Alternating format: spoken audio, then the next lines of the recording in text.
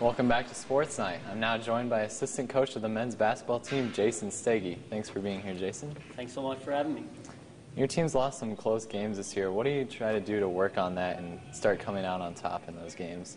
You know, we've put ourselves in position in a lot of the close games to be there at the end.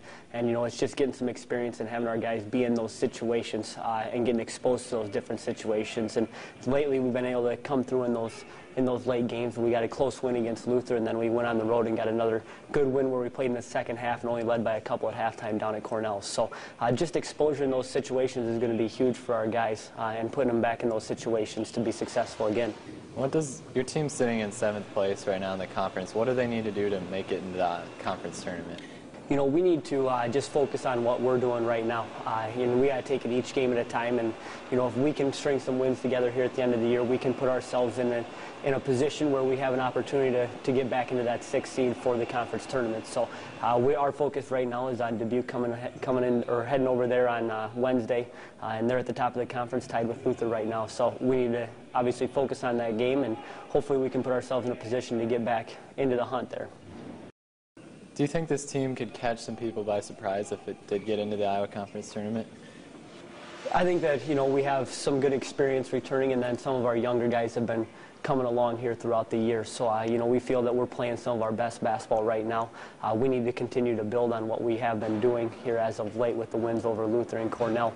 And hopefully we can, like I said, add to that momentum over at Dubuque. And if we can get things rolling here towards the end of the year, you know, we feel that we could have some success down the line as well.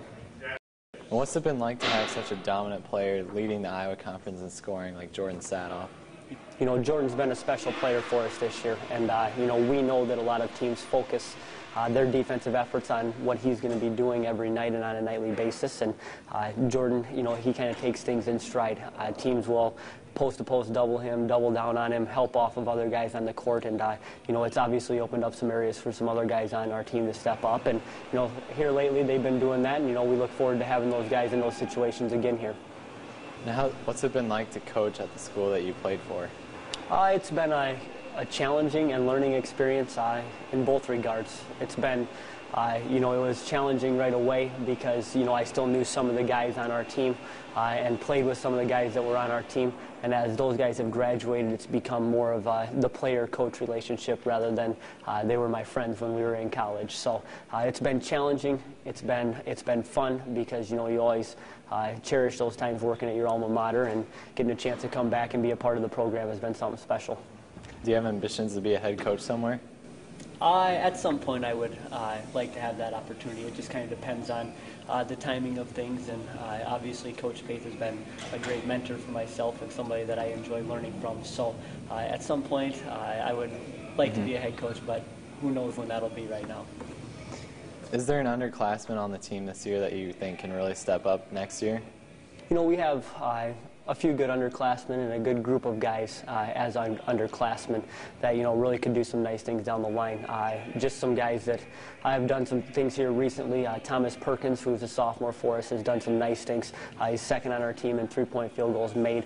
Eddie Deemer, who's a sophomore for us as well, has done some really nice things. And then we have some freshmen and some other underclassmen that are developing within our JV program and everything as well that could do some good things for us down the line as well. So we're excited about the guys that we have coming up.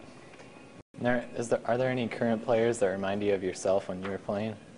I don't know if that'd be a good thing if they did, but you know, there's some of the point guards, you know, do some things that were similar to the things that I did on the court as well. Obviously, Mitchell Murphy does a great job for us in creating for other guys, and you know, has been doing a good job scoring for himself as well. And Brandon Flanor does some of the similar things as well. So there's a couple guys that have some similarities, but it's a good thing that they're not completely the same. All right, well, thanks for being here, Coach. That's all the time we're going to have for now, but we'll be right back with more Sports Night.